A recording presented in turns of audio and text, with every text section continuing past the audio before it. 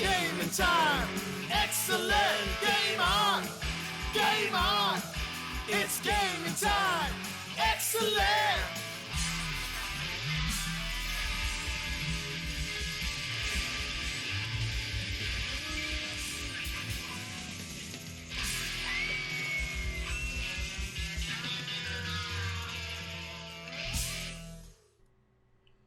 Hello everybody, welcome back for another Game on Oz weekly show. I am Straight Jacket Jim. And I'm Petey. I don't even know what to... Oh, shit. I don't even know what to call myself. What am I calling myself? It sounded like you were going to go for a flashback to like Petey Power Up or something there. I don't know what I was going to bloody say there, to be honest with you. I'm Pete. You know what threw me off? Okay, here's what threw me off. Usually when it's been myself and Dan in the past, I kick it off and I go, I'm Pete, and he goes, and I'm Dan the Internet. And so when you went, I'm Straight Jacket Jim, I went to say, I'm Pete, but out of order, and then my brain kicked in and went, hang on, not only is it out of order, but you're also meant to say something longer because it's usually Dan, and that's when I shit myself. So I'm Pete. And I'm Straight Jacket Jim. Bloody good. All good. All good. No, it is a little bit of a strange thing. And, you know, we just sort of tried it there because we don't normally do that sort of an intro either because, you know, with over the internet, it's harder to do those sorts of I'm such and such, I'm such and such. But yeah, we did it. We did it. And then we sort of made a bit of a mess of it afterwards. But that's okay because that's live and dangerous, people. Oh, so live and dangerous, brother. So live and dangerous. What's going on, mate? Have you had a nice week? I have. Yeah, Wednesday, my day off. It's been great. Been getting really, really stuck into the Old Republic because they dropped a new expansion last week. SWTOR? Yeah, SWTOR. Legacy of the Sith expansion. Been having a great time with that. Getting my head around these new combat styles that they've got. So basically before when you picked a class, there were 2 advanced classes in there. And then each advanced class had 3 skill trees pretty much. Now what they're letting you do is you can pick basically 2 advanced classes that you can go, and then you can hot swap between the skill trees underneath, which makes for some really quite dynamic things that you can do. It also means that your one character can have a loadout for DPS, tank, or healer, which is quite amazing, I think. I'm really enjoying that, and I'm just sort of starting to get my head around how all that works and how I can make it work in the game. But yeah. Well, I think what I like about that is when you're teaming up, right? If you've got hot swaps available to you now, then there goes all right, you have to DPS, or you have to tank, or you have to heal, and that's it. That's the only thing that you're locked into. It sounds like, not that I play much as I've mentioned, but like to me that malleability of your character builds, I think enhances the experience of the game because like it means that you can you try something new. Like maybe, I don't know, maybe you're so used to DPS, but you don't want to do that tonight, right? And somebody else wants to have a go at it because at the end of the day, I mean, I know we take these things relatively seriously, but at the end of the day, man, it's a game, isn't it? It's just a bit of fun. So that's it. I like that. We're doing it for fun, and it also means things like, if you're in the middle of an operation, which is an 8-man, like this can take a couple of hours to get through, and if someone has to drop out, if you lose a DPS, that's not so bad. DPSs are a dime a dozen, but if you lose a tank or a healer, they're much harder to come by. And rather than having to go, I've got one of those characters, let's log out and log back in with that character, and then get up to where it is. You can just have it on that one character and go, oh yeah, cool, no worries. Here we go. I'll just load up my loadout for the tank. Yeah. Oh God, it was so frustrating playing like Destiny Vanilla. Yeah. Like back in the day when you wanted to shift off like your original build, and you'd have to fuck around something chronic to get there. And you're right, like the jumping out, grabbing your other character, jumping back in. It's been finessed over time. And actually, Witch Queen out this week as well, dude. Oh, yeah. Yeah, as of today. And in fact, I am, as we speak, logging into my Steam account because I've got to pop my code in to download Witch Queen. Hey, nice. I'm a little excited because it's been a little while since I've played Destiny. It has been a little while. Myself and Inferno tried to get onto it, ages ago, but like typical dads, man, it's just a matter of like not having the same amount of time. Like once upon a time, especially when vanilla was around, it first came out, and we were playing originally, and I didn't have kids or anything like that. All I used to do was play. I just used to play so much. Spend hours and hours and hours. And we'd raid whenever the hell we want, like to Christ. But yeah, not that easy these days, but still occasionally get the opportunity to get onto it, which is good. So obviously that's something you'll be playing. What else have you been playing? Oh, what else have I been playing? And at this point in time, I'd like to say hello to Grumpy Goran, who's in chat. Hey, buddy, one of our very own. Hey, as are all of these in their own way. Drop Bears here, Gamma. Great to have you guys here tonight. But I have been playing Elden Ring, which is, yes, because I'm writing the review, which will drop. Today's Wednesday. Embargo lifts on Friday, but it'll drop on Friday. Hey, Haughty Chicken, hello. Oh, Haughty Chicken's here. What a legend. Amazing. Yes, there you go. Yeah, Haughty, as you know, Friday at 10 a.m., you beauty. King Cow, hey, mate, great to have you here. And Raven Sky's here as well. Yeah, Friday at 10 o'clock, Resonance is here. Hello. So I'm very excited to drop my review on this because I have been playing Elden Ring since the weekend. So I've got a review copy thanks to Bandai Namco Australia, because obviously they're the publisher. It's come out from Software, which I've actually really struggled with writing the review around, to be honest with you, because when you're writing a review, it's very hard to say, and you remember this game from Software. So I'm editing a lot on the fly. Can you say something like do you remember this game by From Software? Yeah, well, you can. Yeah, one thing at a time, mate. One foot in front of the other. We're in these crazy COVID times, like my mind's a mess. Crack out the thesaurus. Exactly. But it's been really cool writing this review. I'm not allowed to dive into too much right this very second, but for me, what this game represents and what I feel like they've done quite a good job of, and like I said, I'm not allowed to say too much. I'm not really going to reveal too much here. What I feel like they've done a good job of is, while a lot of developers are guilty of trying to reinvent the wheel, I feel like with Elden Ring, which is a ARPG horror survival, much like Bloodborne, Dark Souls. In fact, it's very similar to Dark Souls 3 in terms of its feel, and Sekiro, Shadows Die Twice. And that's a lie, by the way. If I was a shadow in that game, I died multiple times. Twice didn't even cut it. But what they've done an incredibly good job of, mate, is that they have focused on updating the experience in a couple of very particular ways, but they have not tried to invent the wheel. And this game, I can tell you very early on, I've sunk about 3 hours into it, so not too much.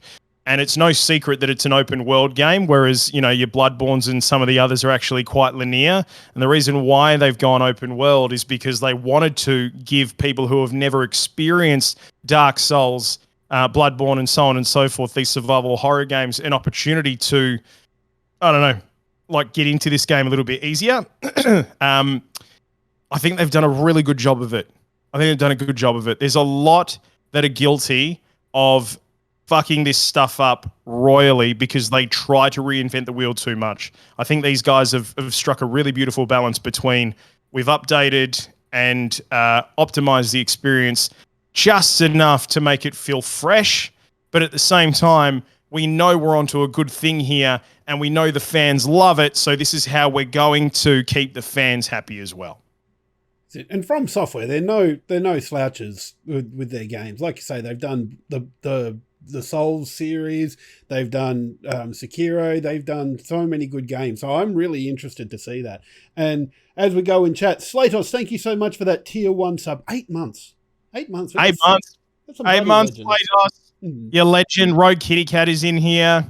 Haughty Chicken saying, I read that exploration is pretty good, so that was the final tick for me. I'm trusting you, Pete. No pressure. Famous last words, Haughty. I can tell you famous last words. But fingers crossed that you're... I mean, it's no Fallout 76, but you know. No, it's not Fallout 76. It's not 10 out of 10 on launch day. Ravens guy saying only 3 hours, Pete, get cracking. And look, trust me, I am getting cracking on this. The funny thing is, being an open world game and less linear, and I know I can say this stuff because I'm sure it's not breaking embargo. Fingers crossed. Because at the end of the day, it's just talking about the experience of an open world game.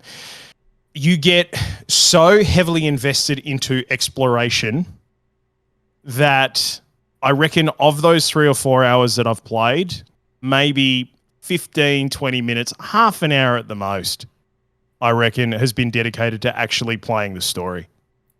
So yeah, we'll be a little bit guilty of that. That's all. It's kind of like all open world games. You get into them and all of a sudden you're just going, ooh, what's that? I feel like James Wood in that episode of Family Guy, ooh, piece of candy. Ooh, piece of candy. Ooh, piece of candy. Ooh, Yeah.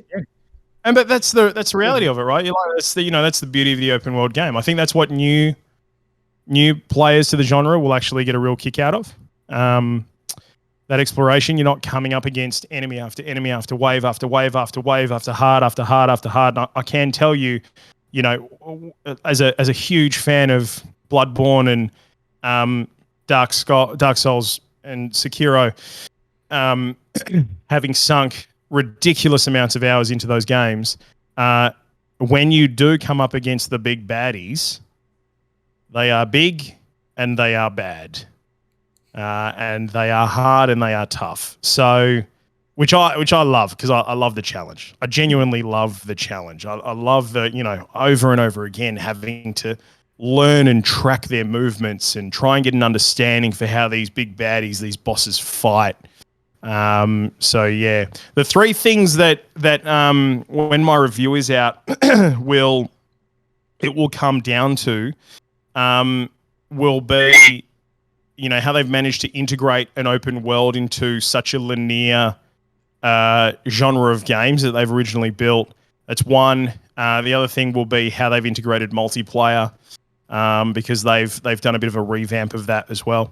And the other thing will just be general sort of story. Like how have they gone about sort of giving us something that's going to feel relatively fresh. So yeah, you'll see that on Friday. Oh, can't wait to see that over on GameOnOz.com. Keep your eye out for it.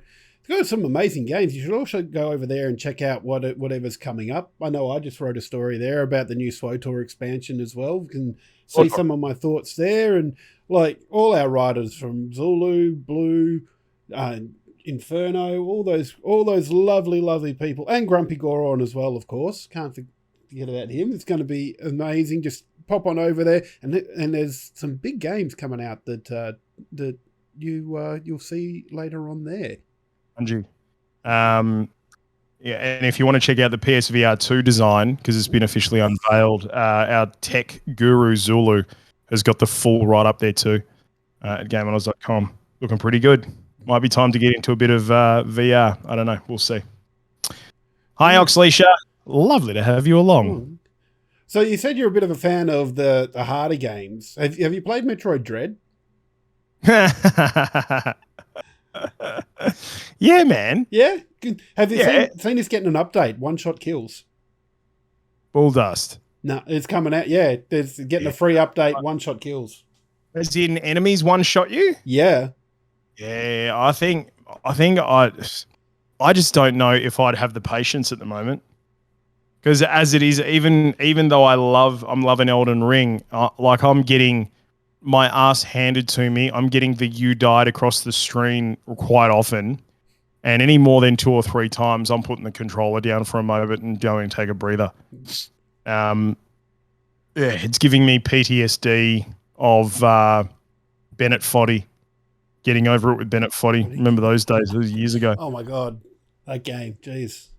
Never played it myself. But But yeah. That does sound cool. And I suppose, that's not a games as a service game, so they're going to bring some sort of update to it to keep it relatively fresh. I'm really, what I will be excited for when that update comes out for Metroid Dread will be seeing how the speedrunners go. Oh, yeah. Yeah. They're crazy, the speedrunners. Speedrun culture is the best. Oh, I tell you one thing it did make me want to do, though, was go back and play some of the older Metroid games. Like, because, once again, gamer confession, Metroid Dread is the first Metroid game I've played. Like, I've been alive for like all the Prime ones on the GameCube. I was there for Super Metroid, but I just never got around to playing it. Like as a kid, Super Metroid wasn't really what I was into, but I'd love to go back and play them now. And I get a little bit worried sometimes that we might not be able to, especially with some things like I don't know if you saw last week.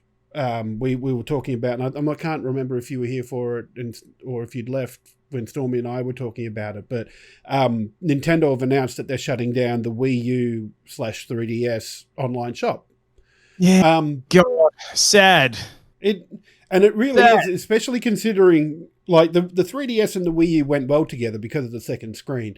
And it does take a lot to port those games to other systems because you've got to rejig the entire control system, even for something like Mario Galaxy and the 3D All Stars that they had, they tried to get the Wiimotes to do, sorry, not Wiimotes, the Joy-Cons to do something similar to the Wiimotes, but it just didn't happen.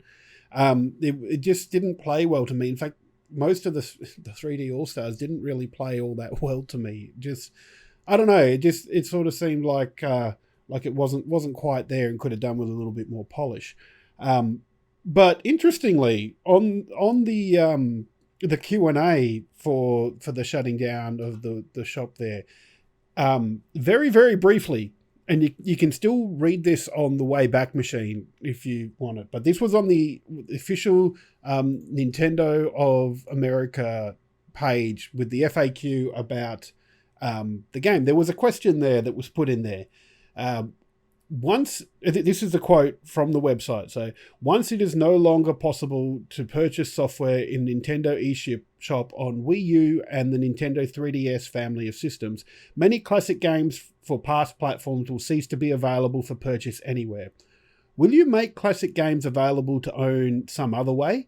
If not, then why? Does Nintendo have an obligation to preserve its classic games by continually making them available for purchase? So then there's a couple of little bits and pieces there, but the last point from the answer side of it is we currently have no plans to offer classic content in other ways. So basically, you got what you got, and that's what you got. Yeah, and why would they? Like they're a commercial company, and if you're spending money downloading old games that are past their use by date, you're not spending money downloading new games. But do they have an obligation? No, I don't think they do. Commercially speaking. So, do they don't have an obligation to make sure that those games last forever. Would it be nice if they did? Yes, it would. But I had the Wii and I had the Wii U. I had a 3DS. And I can't tell you the last time I actively went looking for a Wii or Wii U game or a 3DS game to download and play. Yeah. You know what I mean? Like, so for me, it's like, yeah, I totally get what this dude is saying. Do they belong cataloged in a museum? I think that'd be awesome.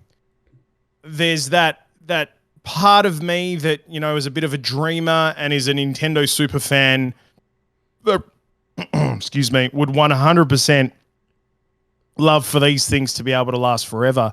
But I guess, when they're a company looking at the reality of whether or not people are going to go to the trouble of downloading these games, they're probably coming back with the answer being no. And I don't blame them for coming to that accord. And, we've discussed it many times on this show, straight, that we're so spoilt for choice. We're so incredibly spoilt for choice, right? Nostalgia is great. I love nostalgia. I love that nostalgic hit.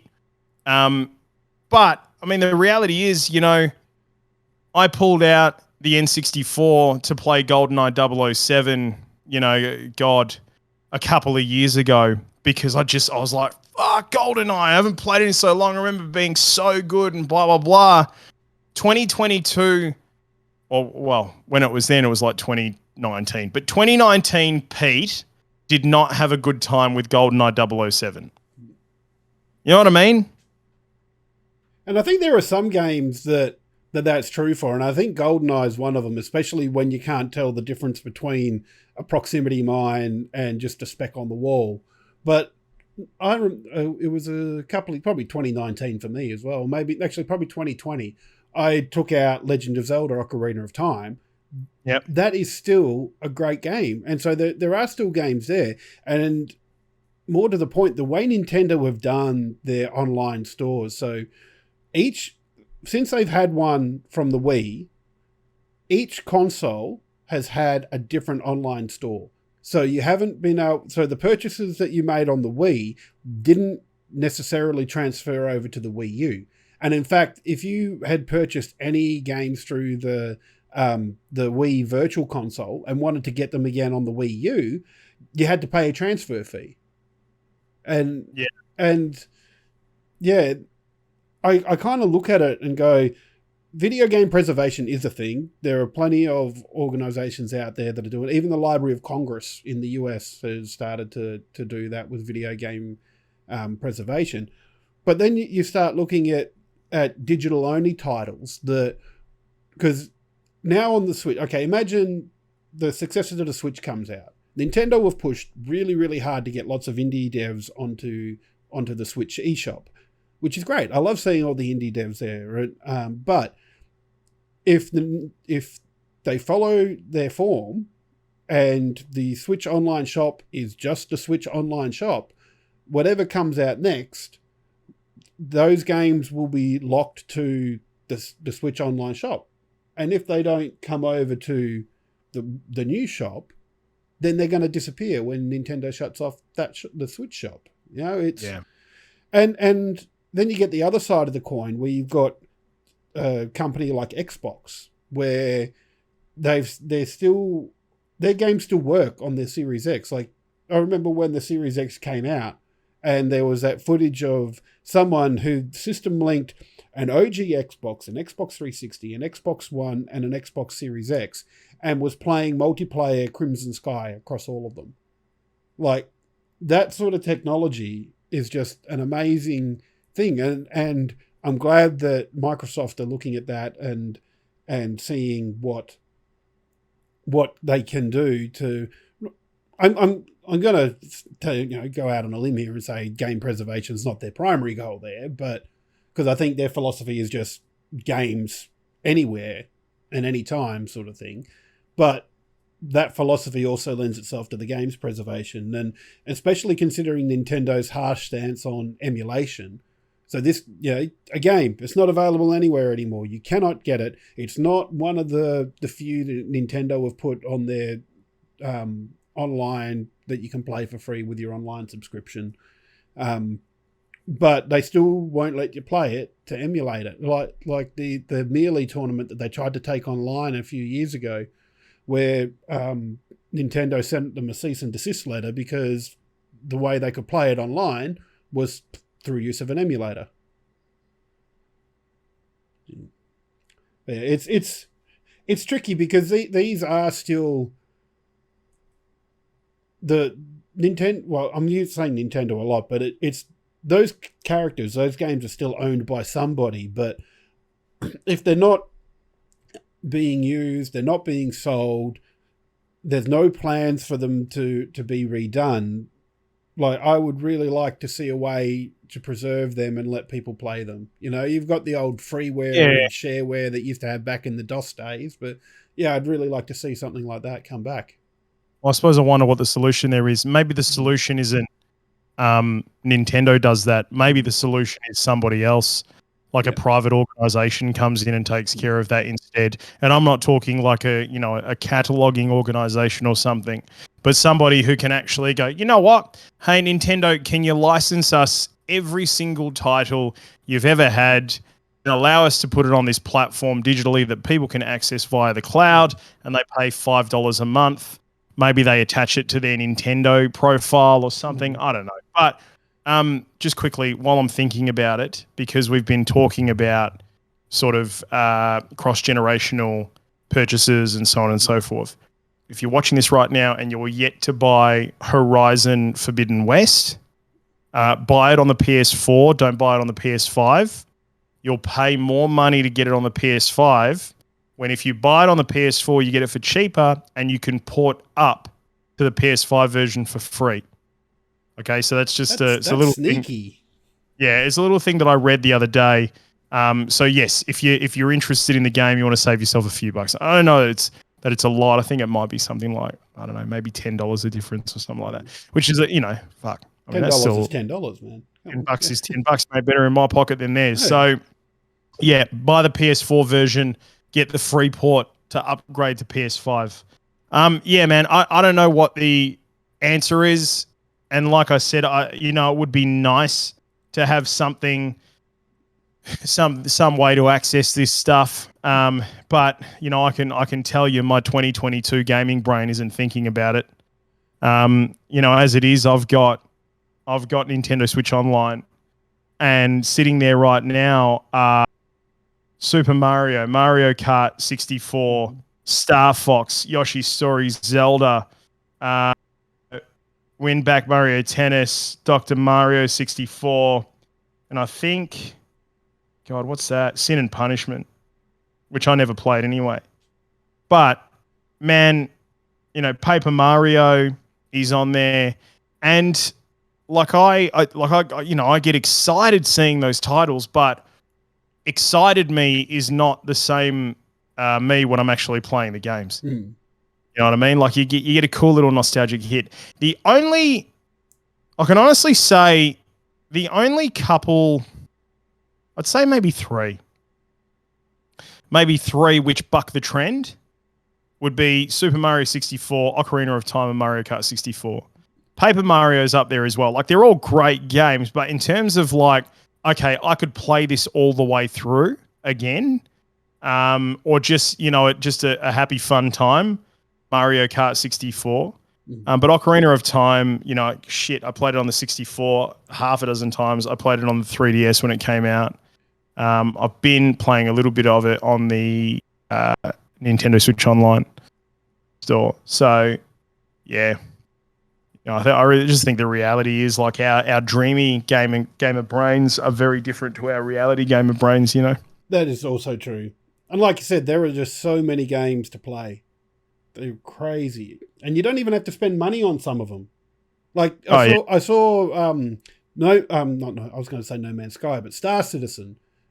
They're doing a free, they're calling it free fly at the moment till the 25th of Feb. You can go and play Star Citizen for nothing. Yeah. I'm sorry, but it just blows my mind that that's still where Star Citizen is at. Yeah.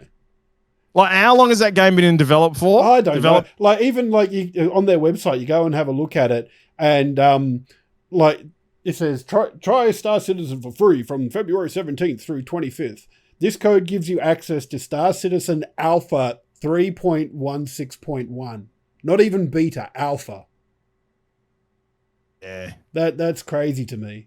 I'm not confident we'll ever get the full game. I don't know.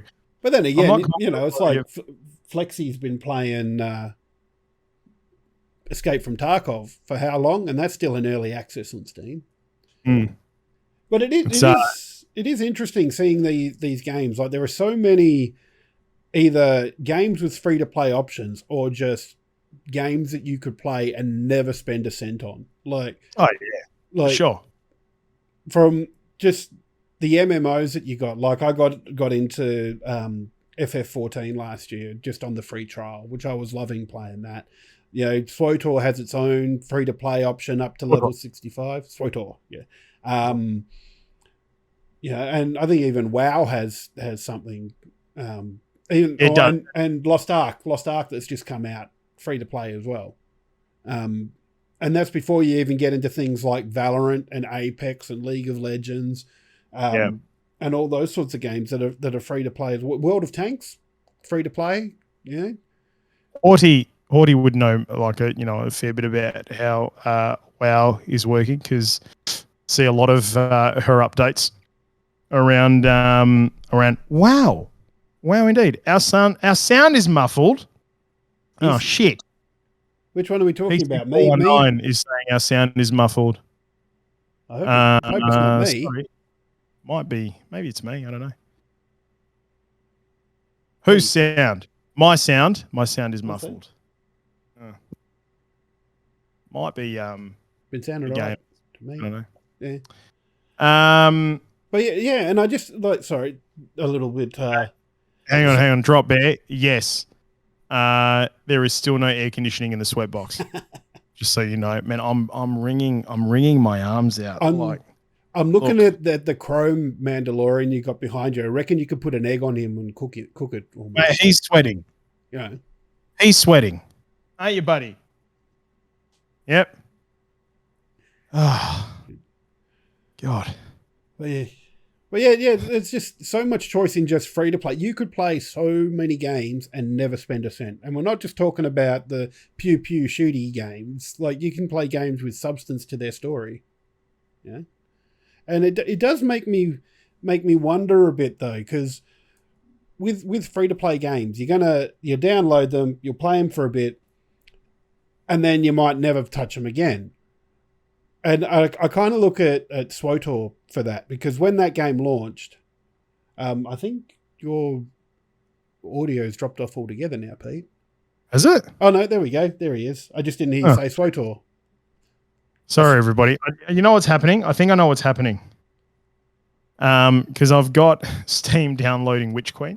So maybe my internet's just shitting itself. I'm just going to pause the download. Oh, what an age we live in.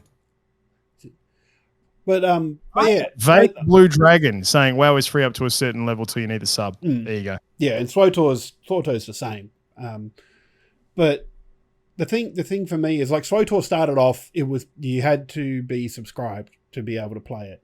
And I think that built a player base for it. So people that wanted to play it were there to play it. And then later on, they brought in the free-to-play option, which back when they did bring that in, free-to-play was sort of seen is the place where MMOs went to die. Like, if you had to go free-to-play, it meant that your game was suffering. But somehow, here we are 10 years later, and SWTOR's still here. But then you get games like Lost Ark that's just come out. So I'm having fun with Lost Ark. So I'm if it didn't come out like 3 days before the Legacy of the Sith, I'd be playing that at the moment. But diving into Star Wars instead. But I wonder how long that'll hold my attention, and whether it'll get to a point where without paying for something it'll feel grindy, and you might have some gotcha mechanics, or if you might have to.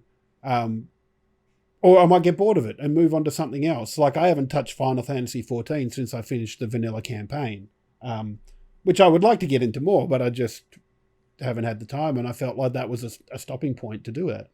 My issue at the moment is that when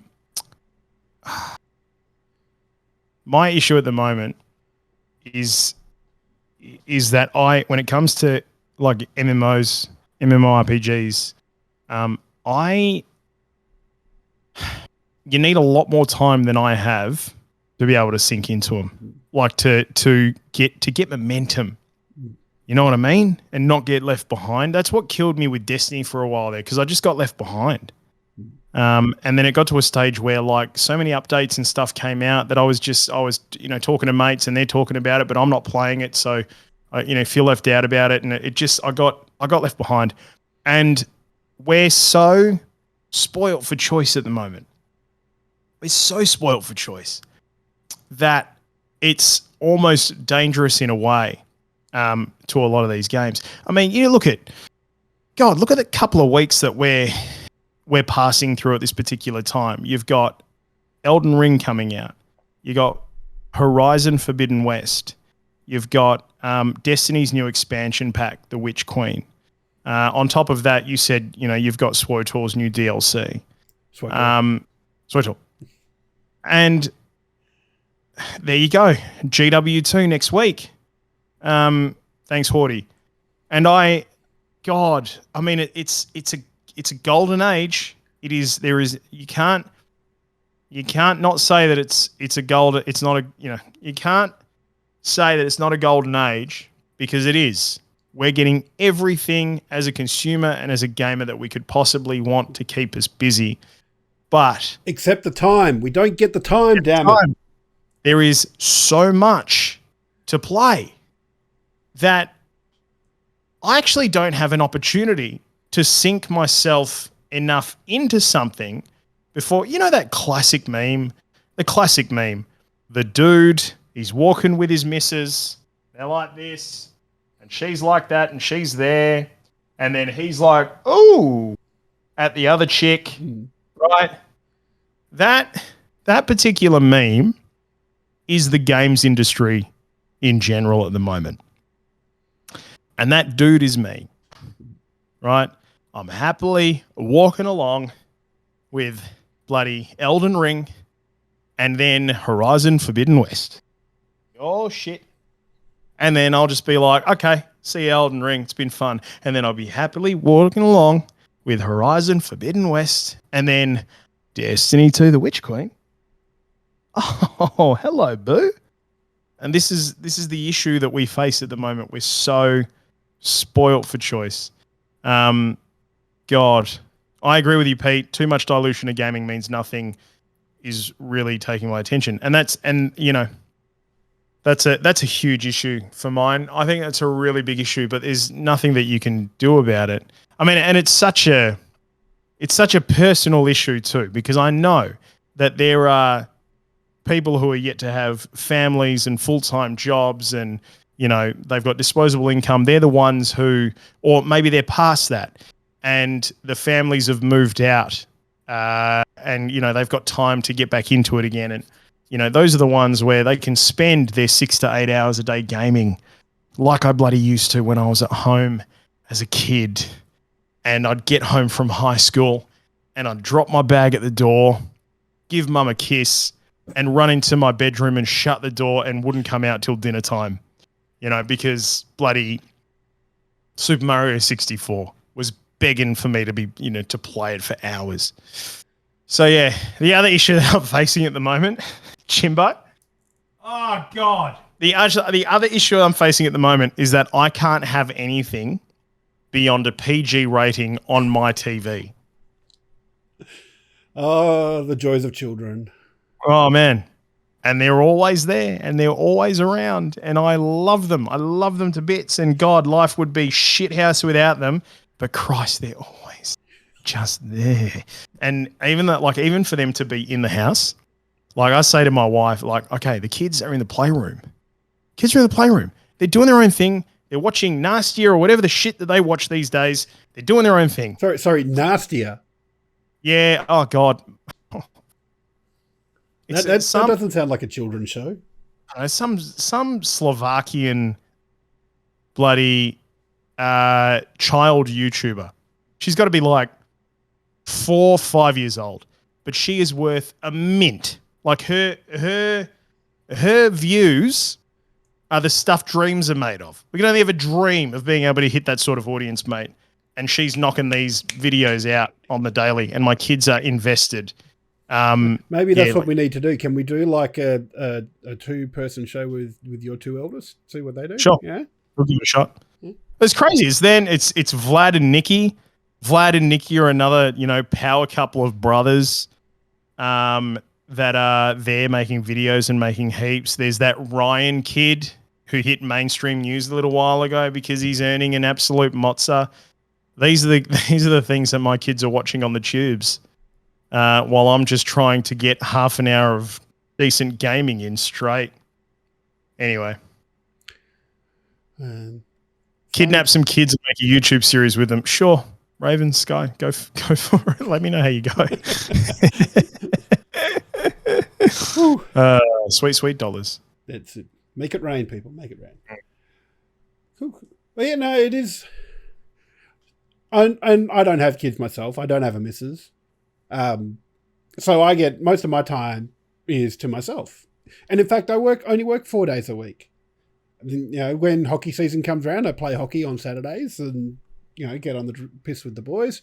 But even then, I find it so hard to find time for gaming. Freaking adult life is just crazy. You're catching up with people or you're doing that thing where you say, oh, we got to catch up. Sure, no worries. And then a month goes by and you repeat the process of, oh, yeah, we should catch up sometime. But yeah, it's adult life, man. Adult life. Yeah, it's crazy. But still, we make the time for the bits and pieces that we love. Because you know what we bloody love, Pete? We bloody love gaming, mate. That's it. What we bloody love. Bloody Is there anything else we were going to cover off tonight? I think that was about it. I think those were the topics we wanted to talk about. That was fun. I'm going to say, ladies and gents, keep an eye out for the Elden Ring drop. And I'm pretty sure that we've got a Witch Queen drop coming soon as well. Kuzma 123. Thank you so much for that Prime sub. Legend. Prime sub. Thank you for the Prime sub, Kuzma. Yeah, it'll be a good one, Horty. Look, I tell you, mate, you'll love it. You'll love the game. They did come out and say we're going to do a few things to the game for new players who never played a Dark Souls or something like that. And I think they've nailed that. Oh, first time chat from Kuzma, and he's even dropping in the emotes. Hang on. He subbed before he even chatted. Legend.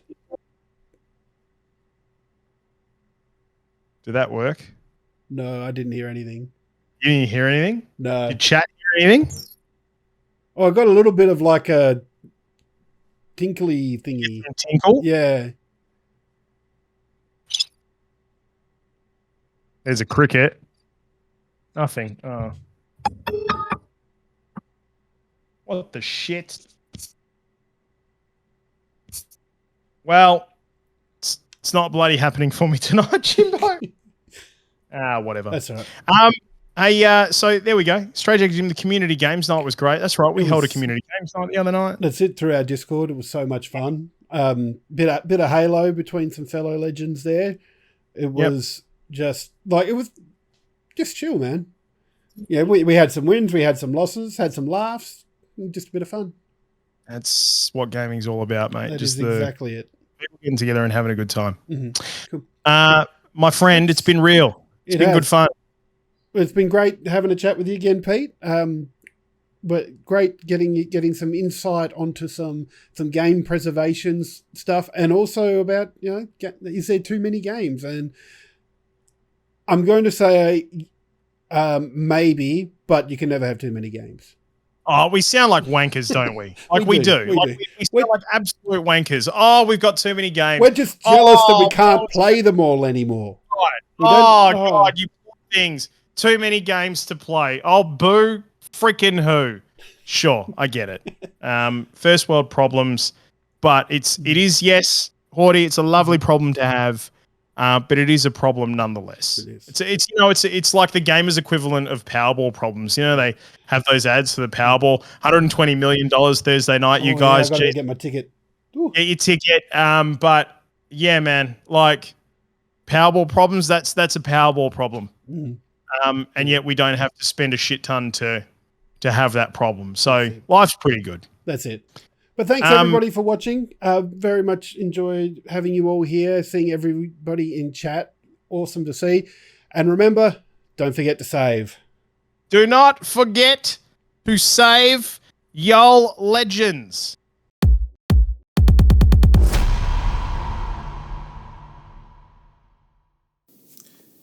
Hey guys, thanks so much for watching. Thanks for all of your support. You can do a little bit more though. You can. Hit us up on our YouTube. Drop us a subscribe. Is that how the cool kids say it? Exactly right, mate. Smash that Boom. subs button. Smash that subs button. And, yeah, you get to enjoy more Goa content. Do it.